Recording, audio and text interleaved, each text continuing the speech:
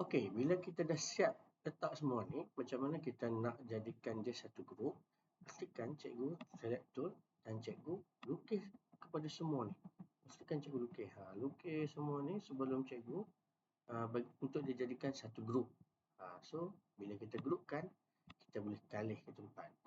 Kalau kita tak grup, contoh kita tak ada grup kan. Nampak? Kalau kita nak kena, dia boleh lari. Ni dia boleh lari. Sekarang kita tak nak lari. Jadi, kita grupkan dia. Grupkan dia, kita lukis je ni lah. Macam tu. Grup tekan yang ni, tu kita lukis. Kita lukis. Ni. Kita lukis. Mula. Okay. Kita kena tekan yang ni. Kita ambil daripada luar. Kita tarik. Macam tu. Okay. And then, kita group. Barulah dia akan jadi satu grup. Bila satu grup, bila kita nak spin, dia akan berjalan. Macam tu. Okay, cikgu.